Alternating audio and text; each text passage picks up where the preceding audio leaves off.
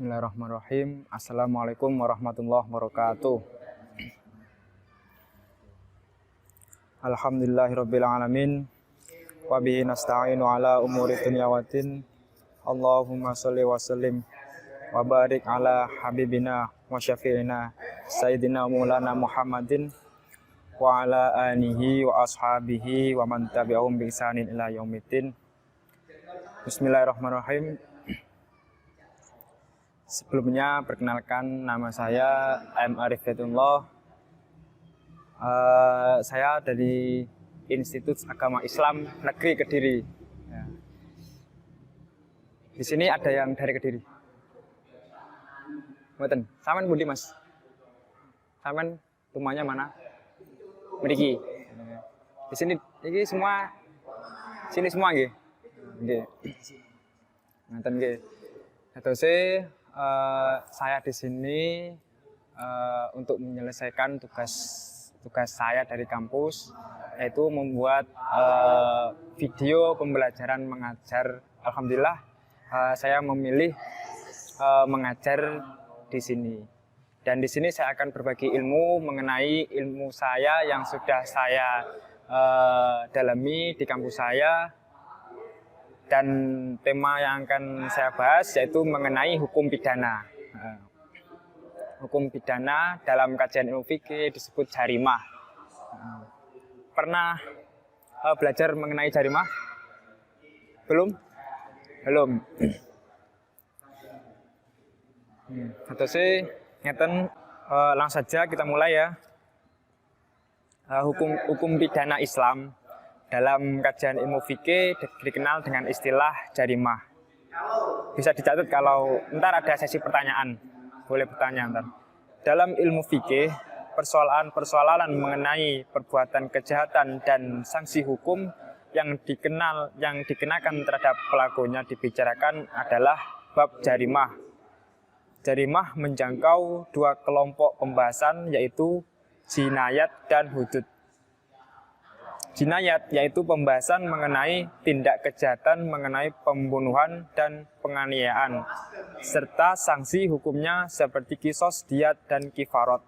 Sedangkan hudud yaitu pembahasan mengenai tindak kejahatan selain pembunuhan, seperti berzina, qadhaf, mencuri, menyamun, merampok, minum minuman keras, serta sanksi hukum yang dikenakan atas pelaku kejahatan. Jadi gini, dalam kajian ilmu fikih, tindak pidana atau hukum pidana yaitu terdapat dalam pembahasan jarimah, dan jarimah tersebut terdapat menjangkau dua kelompok pembahasan, yaitu jinayat dan hudud. Apa itu jinayat dan hudud? Jinayat itu yaitu pembahasan mengenai tindak kejahatan, yaitu mengenai pembunuhan dan penganiayaan, serta sanksi hukumnya seperti kisos, diat, dan kifarat.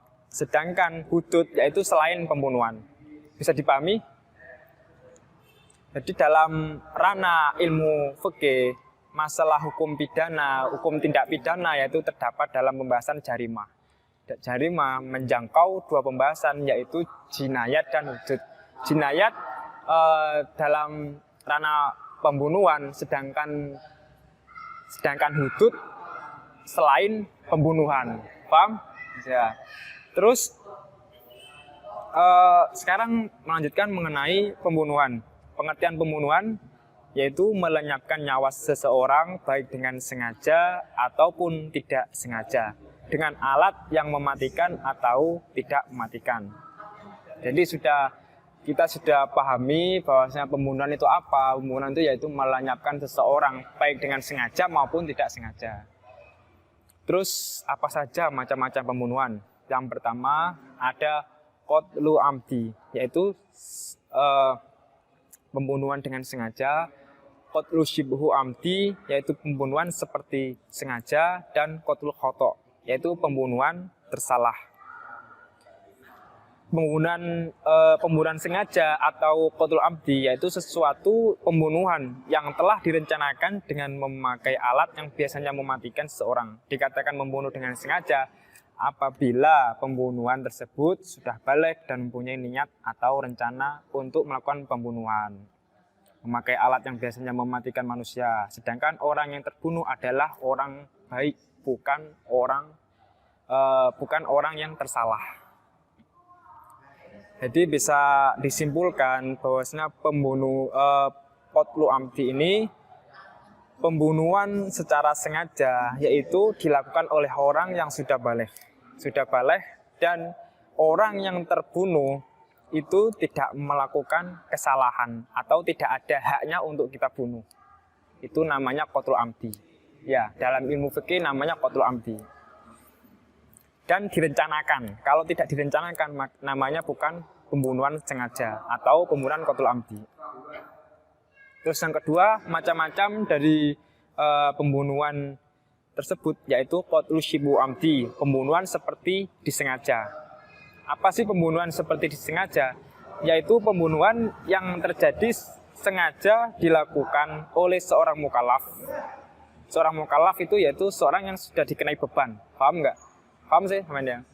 Jadi seorang mukallaf itu orang yang sudah dikenai beban, sudah baligh dan harus melakukan kewajiban-kewajiban syariat Islam dengan alat yang biasanya tidak mematikan. Pembunuhan ini tidak diniatkan untuk membunuh, mungkin sekali dengan main-main, misalnya dengan sengaja memukul orang lain dengan cambuk ringan atau dengan mistar. Akan tetapi yang terkena pukul kemudian meninggal. Jadi qatlu shibu amdi, pembunuhan seperti sengaja ini yaitu pembunuhan yang tidak direncanakan. Pembunuhan yang terjadi sengaja dilakukan oleh seorang mukallaf dengan alat yang biasanya tidak mematikan. Contohnya apa? Kita bergurau dengan orang lain. Kita seperti nablek lah, intinya nablek. Terus korban tersebut meninggal. Padahal kita tidak niat untuk membuat dia itu terbunuh. Itu namanya qatlu shibu amdi. Jadi sudah ada rencana, tapi rencananya itu tidak untuk membunuh, melainkan untuk senda gurau, bercanda. Itu namanya qatlu shibu amdi. Terus yang ketiga yaitu pembunuhan bersalah, qatlu khata'. Yaitu pembunuhan karena kesalahan atau keliru semata-mata, tanpa direncanakan dan tanpa maksud sama sekali. Misalnya seorang melempar batu atau menembak burung akan tetapi terkena orang kemudian meninggal. Udah. Jadi pembunuhan bersalah itu karena sudah keliru semata-mata, sudah seperti contohnya seseorang mau mencari burung dengan senapan angin. Akan tetapi nggak tahu kalau senapannya itu mengenai seseorang. Itu namanya dinamakan bersalah. Sudah ada niatan untuk membunuh tapi nggak tahu, keliru semata-mata terkena orang. Itu namanya pembunuhan bersalah. Terus dasar hukum larangan membunuh. Dasar hukum larangan membunuh di sini dijelaskan di dalam Quran surat Al-Isra. Bismillahirrahmanirrahim. Wala taqtulun nafsal lati haramallahu illa bil haqq. Dan janganlah kamu membunuh jiwa yang diharamkan Allah, membunuhnya melainkan dengan suatu alasan yang benar. Jadi dasarnya dalam Quran surat Al-Isra, kita itu dilarang membunuh kecuali tanpa hak seorang tersebut harus dibunuh. Jadi seseorang tersebut kalau tidak bersalah, tidak ada alasan yang benar, kita dilarang untuk membunuh. Di sini sudah bisa dipahami? Paham ya Mas ya? Sakit saman? Aman Mas? Insya Allah ya. Terus selanjutnya yaitu mengenai hukuman had bagi pelaku pembunuhan tanpa hak, pembunuhan yang disengaja. Hukuman bagi pelaku pembunuhan disengaja yaitu dikisos. Tahu kisos? Tahu nggak? Tahu apa sih kisos? Oh, iya. Oke, sip. Setimpal, oke. Jadi kisos artinya si pembunuh harus dibunuh juga, ya kan? Pembunuh harus dibunuh juga. Sebagaimana dia telah membunuh orang lain. Pelaksana kisos adalah hakim, tidak boleh semena-mena, harus diselesaikan dengan hakim. Tidak boleh menghakimi sendiri, tetapi apabila keluarga si terbunuh memaafkan, maka pelaku pembunuhan wajib membayar diyat mughaladhah, denda berat. Pembayaran diyat ini diambil dari harta si pembunuh dan harus diberikan kepada keluarga si terbunuh dengan tunai. Jadi apabila pembunuhan disengaja ini melakukan pembunuhan, maka hak hukum tersebut yaitu dikisos. Dikisos itu dibunuh juga. Tapi seandainya orang yang membunuh ini dimaafkan oleh keluarga korban, maka tidak akan terjadi kisos, melainkan akan adanya pelaksanaan diyat mughaladhah. Diyat mughaladhah itu denda berat. Pembayaran diyat ini diambil dari harta si pembunuh dan harus diberikan kepada keluarga si terbunuh dengan tunai. Terus selanjutnya mengenai hukuman pembunuhan seperti disengaja. Hukuman bagi pelaku pembunuhan seperti disengaja tidak dikisos, melainkan diwajibkan membayar diyat mughaladhah atas keluarga yang terbunuh dan dibayar secara berangsur kepada keluarga terbunuh selama 3 tahun. Setiap tahun dibayar sepertiganya. Rasulullah SAW bersabda, ala inna diyata al-khoto'i wa syibhil amdi makana bisawti wal aso mi'atum minal ibili minha arba'una fi butuniha awladuha.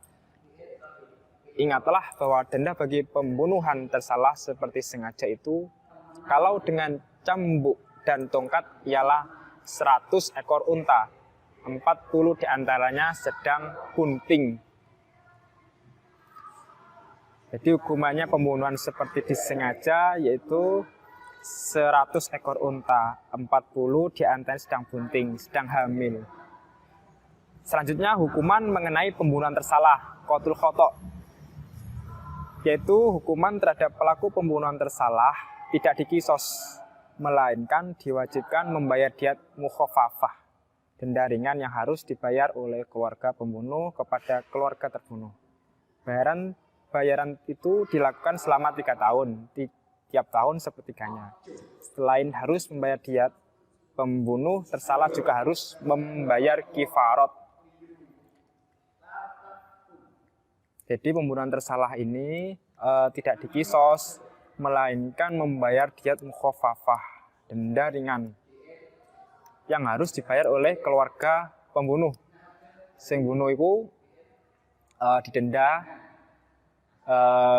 denda ringan, yang namanya denda ringan diyat mukhaffafah. Dan tidak hanya diyat mukhaffafah saja, selain itu harus membayar diyat pembunuh tersalah juga harus membayar kifarat. Kifarat itu apa? Kifarat itu seperti halnya diyat, tapi lebih penekanan ke pembunuh tersebut untuk membuat jerah dan agar bertobat kepada Allah. Contohnya kifarat itu apa? Yaitu puasa 3 bulan berturut-turut, terus memerdekakan budak, itu seperti itu. Selanjutnya pembahasan mengenai kisah. Dari sini ada yang ditanyakan? Ya apa? Paham? Betul? Jelas nggih? Nah. Selanjutnya pembahasan mengenai kisah, yaitu kisah itu melakukan pembalasan yang sama terhadap perbuatan atau pembunuhan atau melukai atau perusakan anggota badan atau menghilangkan manfaat anggota badan sesuai dengan pelanggaran yang dilakukan. Jadi kisah tersebut, kisah itu hukuman pembalasan timbal balik. Seseorang membunuh juga harus dibalas dengan bunuh. Melukai harus dibalas dengan melukai.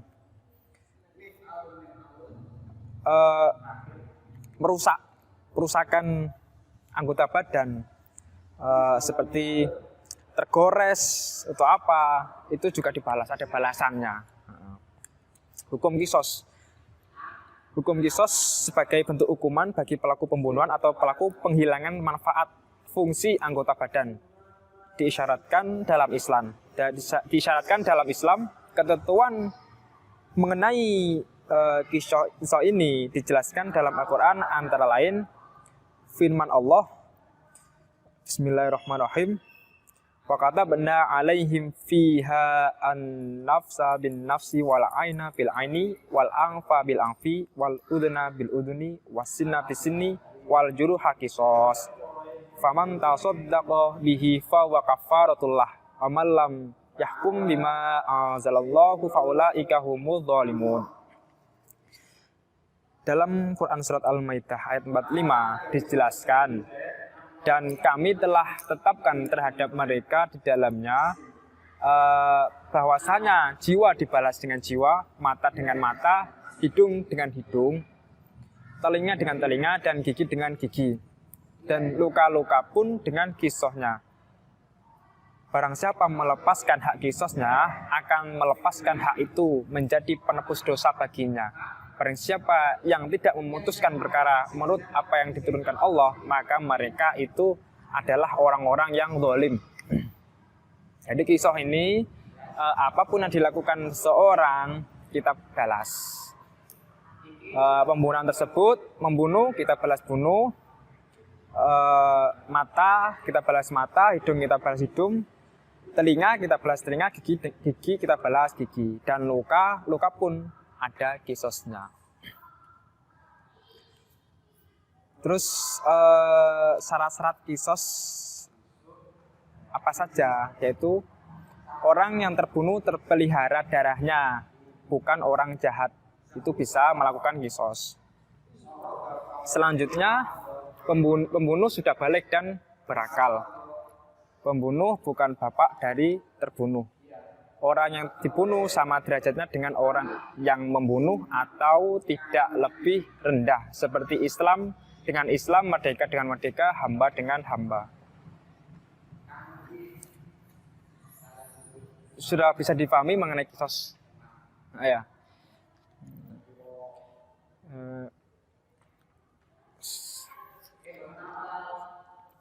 Kita singgung sedikit ya mengenai jinayat.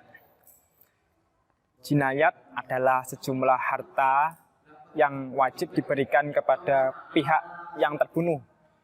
Dia berlaku atas perbuatan pembunuhan atau melukai atau menghilangkan manfaat anggota badan. Dia diisyaratkan dengan maksud mencegah perampasan jiwa atau penganiayaan terhadap manusia yang harus dipelihara keselamatan jiwanya. Macam-macam dan contoh diat. Diat ada dua macam, diat mughaladhah dan diat ringan, mukhafafah. Diat mughaladhah ialah harus membayar dengan 100 ekor unta.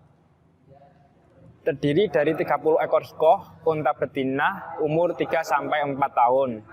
30 ekor jazah, unta betina, umur 4 sampai 5 tahun. Dan 40 ekor khilfah, unta betina yang bunting. Diwajibkan kepada pembunuh yang dilakukan dengan sengaja. Tetapi kemudian dimaafkan oleh keluarga yang terbunuh, maka pembayaran diat sebagai pengganti kisos. Jadi pembunuhan yang dilakukan dengan sengaja tetapi kemudian dimaafkan oleh keluarga yang terbunuh, maka pembayaran diat tersebut sebagai pengganti kisos.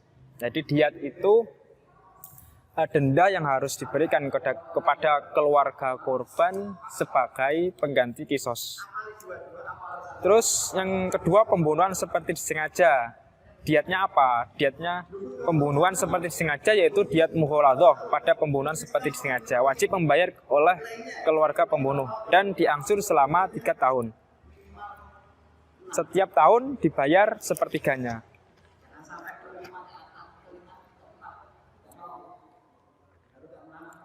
Selanjutnya yaitu diat mukhafafah. Diat mukhafafah berupa 100 ekor unta, terdiri dari 20 ekor hikoh, 20 jazah, 20 ekor unta labun. Unta labun itu unta betina yang berumur lebih dari 2 tahun, 20 ekor unta Ibnu Labun, unta jantan berumur lebih dari 2 tahun, dan 20 ekor unta makhot, unta betina berumur lebih dari 1 tahun.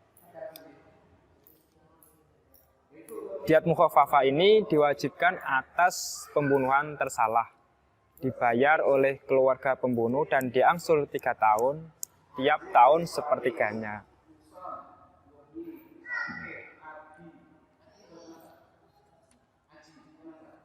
Bisa dipahami? Bisa kan? Ya. Nah, bisa Mas ya. Terus selanjutnya kita singgung sedikit mengenai kifarat. Kifarat itu hampir sama seperti diat. Pengertian kifarat adalah sejenis denda yang wajib dibayar oleh seseorang yang telah mengerjakan perbuatan tertentu yang telah dilarang oleh Allah. Kifarat sebagai tanda taubat kepada Allah. Kifarat pembunuhan. Agama Islam sangat melindungi jiwa, tidak boleh menumpahkan darah tanpa sebab-sebab tertentu, sesuai dengan ajaran agama Islam. Untuk itu, seseorang yang membunuh orang lain, maka ia harus menyerahkan diri untuk dibunuh, atau dia membayar diat atau denda, maka dia diwajibkan juga membayar kifarat. Kifarat itu apa saja? Adapun kifarat pembunuhan, yaitu memerdekakan hamba sahaya muslim, atau dia wajib puasa 2 bulan berturut-turut. Di sini ada yang ditanyakan? Monggo. Kalau ada yang ditanyakan, Mas, tanya Mas. Kenapa? Pun paham mboten? Kurang jelas kenapa pas? Jelas nggih. Jadi kesimpulannya, hukum pidana itu dalam ilmu fikih dinamakan jarima. Jarima mencakup 2, yaitu jinayat dan hudud. Yang tadi kita singgung pembahasan yaitu mengenai jinayat, belum mengenai hudud. Oleh karena waktunya sudah terbatas, ya sudah sampai sini saja. Biasanya pulangnya jam berapa, Mas? Sekarang bisa ya?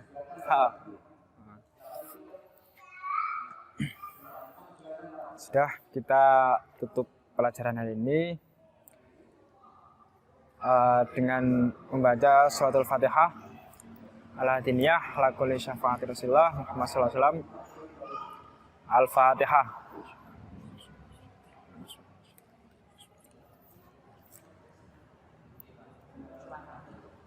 Monggo selawat nggih. Nggih. Monggo. Bismillahirrahmanirrahim. Maulaya sholli daiman abada. La habibika khairul khalqi kullihim. Habibul ladzi turja syafa'atu li kulli hawlin min ahwali mu'ayyin. Ya Rabbi Mustafa balligh maqasidana. Akhilana mamada ya wasi'al karamin. Sekian dari saya, mohon maaf sebesar-besarnya apabila ada kesalahan dari kata maupun sikap. Akhirul kalam, wassalamualaikum warahmatullahi wabarakatuh.